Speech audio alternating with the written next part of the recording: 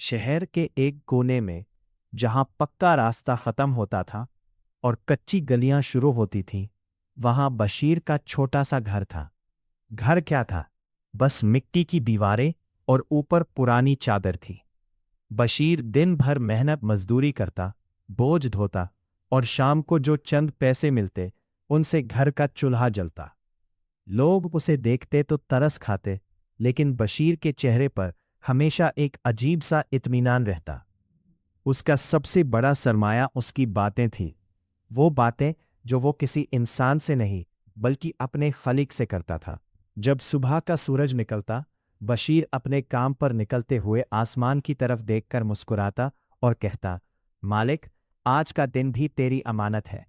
तूने परिंदों को भूखा नहीं सुलाया तो बशीर को कैसे भुलाएगा। बस मेरे हाथों में बरकत देना और मेरे दिल को अपनी रज़ा में राज़ी रखना। एक दिन कड़ी धूप थी। बशीर ने सारा दिन मंडी में बोरियां उठाई थीं। शाम को जब उसे उसकी मजदूरी मिली, सिर्फ 200 रुपए, तो वो खुशी खुशी घर की तरफ चल दिया। रास्ते में उसने सोचा कि आज बच्चों के लिए थोड़े फल ले जाएगा। अभी वो फल की दुकान तक पहुंचा ही था कि उसने देखा एक बुढ़ी औरत रास्ते के किनारे बैठी रो रही थी। उसका पोता भूख से बिलख रहा था। लोग गुजरे जा रहे थे, किसी ने ध्यान नहीं दिया। बशीर रुक गया, उसका दिल तड़प उठा। उसने अपनी जेब में हाथ डाला। वो 200 रुपए उसके पूरे दिन की कमाई थी। अगर वो दे देता तो उसके अपने घर में 5 फाका भूख होता। लेकिन बशीर का यकीन पहाड़ से ज्यादा मजबूत था। उसने वो पैसे उस औरत की हथेली पर रख दिए। औरत ने हैरात से देखा और पूछा, बेटा, तुमने तो अपना सब कुछ दे दिया, अब तुम क्या खाओगे? बशीर मुस्कुराया और बोला, माँ जी, जिसने मुझे ये दिए थे वो अभी जिंदा है और वो बहुत बड़ा फनी है। आप बस दुआ कीजिएगा। घर खाली हाथ पहुंचकर उसने अपनी बीवी से कहा, आज हमने अल्लाह को उधार दिया है और वो कभी कर्ज नहीं रखता।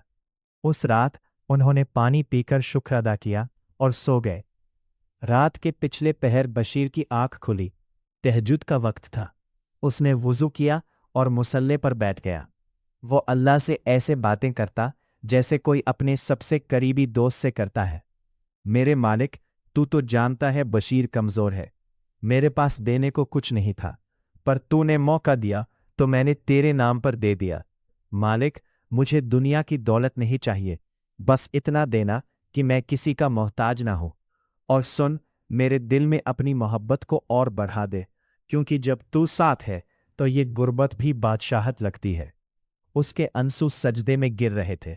उसे महसूस हो रहा था कि कोई है जो उसे सुन रहा है। कुछ दिन जो उसके बहुत दिल के मुश्किल जख्मों गुजरे। पर मरहम रख रहा काम है। नहीं मिल रहा था, लेकिन बशीर का सब्र अटल था। जब पड़ोसी पूछते, बशीर क्या हाल है, तो वो हमेशा कहता, अल्हम्दुलिल्लाह, वो बहुत करम करने वाला है। एक दिन शहर का एक बड़ा सेठ मंडी आया। उसे अपने नए गोदाम के लिए एक ईमानदारी शख्स की जरूरत थी जो हिसाब किताब और रखवाली कर सके। उसने बशीर को कई बार दूर से देखा था, कैसे वो हर मुश्किल में मुस्कुराता था और कभी शिकवा नहीं करता था। सेठ ने बशीर को बुलाया और पूछा, बशीर, लोग कहते हैं तुम बहुत गरीब हो, लेकिन तुम्हारे चेहरे पर बादशाहों जैसा सुकून है। इसका राज क्या है? बशीर ने बड़े अदब से जवाब दिया, सेठ जी, गरीब वो होता है जिसके पास अल्लाह न हो। मेरे पास तो अल्लाह है, तो मैं गरीब कैसे हुआ? वो मेरा मालिक है, वो मेरा ख्याल रखता है। सेठ उसकी बात से इतना मुतासिर हुआ कि उसने बशीर को अपने गोदाम का मैनेजर बना दिया और उसे रहने के लिए एक अच्छा मकान भी दिया। वक्त बदला, हालात बदले, लेकिन बशीर नहीं बदला। वो अब भी सदका देता, अब भी रात को उठकर अपने रब से बातें करता और हर हाल में अल्हम्दुलिल्लाह कहता।